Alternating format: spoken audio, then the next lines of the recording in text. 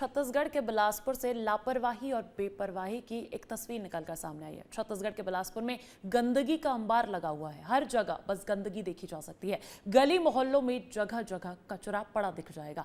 हालांकि अब ऑक्सीजोन पर कचरा डंपिंग को लेकर हाईकोर्ट ने भी सख्त रुख अख्तियार कर लिया है। देखिए नगर निगम की लापरवाही और बेपरवाही की ये खास रिपोर्ट।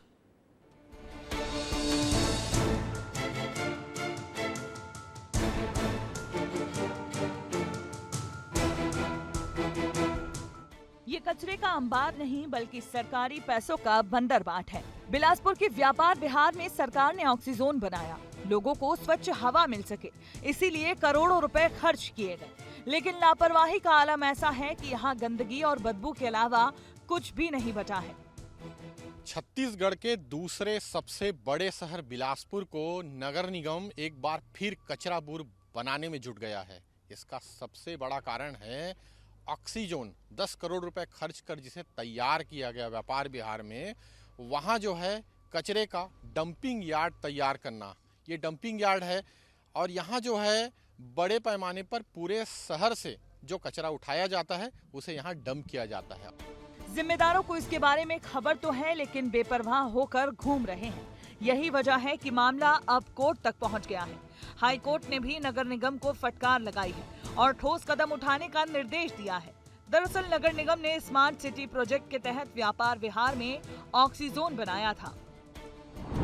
ये ऑक्सीजोन 2.5 एकड़ में बना है।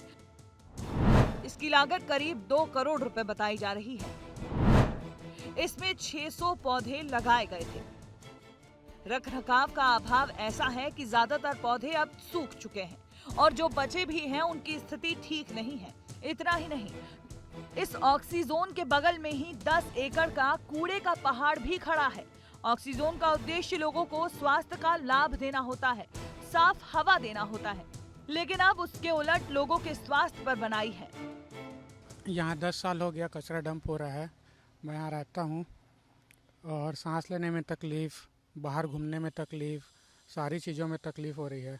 अभी यहाँ भी खड़े हैं तो पूरा कचरे का स्मेल आ रहा है। जिस जगह ऑक्सीजोन तैयार किया गया उसी जगह पर तारामंडल भी है।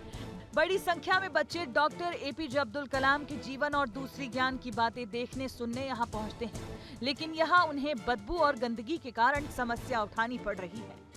यहाँ तारामंडल जैसी संवेदनशील जगह है जहाँ सैकड़ों बच्चे आते हैं इस बात का ज्ञान लेने की डॉक्टर अब्दुल कलाम जी के जो जीवन में क्या उनका जो रोल मॉडल रहे, कैसे वो आदर्श रहे, और इसके अलावा जो है ऑक्सीजन में शुद्ध हवा लेने, लेकिन शुद्ध हवा के बजाय उन्हें जो है मिलता है विषैला हवा। व्यापार विहार में जिस जगह पर नगर निगम ने कचरा डंपिंग यार्ड बनाया है उसके आसपास बड़े बड़े स्कूल हैं। सिर्फ 4 से 5 किलोमीटर के दायरे में बड़े बड़े व्यापारिक संस्थान हैं। रोजमर्रा के काम करने वाले लोग रोजाना परेशान होते हैं, लेकिन निगम के अफसरों को कोई सरोकार नहीं। ये समझो अब ये बसनी था जब से झेल रहे हैं, उससे पहले गंदगी और फेंकते थे। पहले तो मांग क्या है भैया, वो खुद ही नगर निगम वाले लोग अलग फेंक रहे हैं, वो उन लोग अलग फेंक रहे हैं, तो क्या बोलोगे? हम लोग तो बोल ही नहीं सकते ना कुछ। मामले में कोर्ट ने निगम को हलफनामा देने के लिए निर्देशित किया है, जिसमें कचरा प्रबंधन को लेकर ठोस प्लानिंग करने की जानकारी शामिल है। अगली सुनवाई 13 नवंबर को होनी है, जिसमें निगम अपनी जवाबदेही और किए गए कार्यों का प्रमाण देगी। बिलासपुर से संवाददाता आशीष दुबे की रिपोर्ट।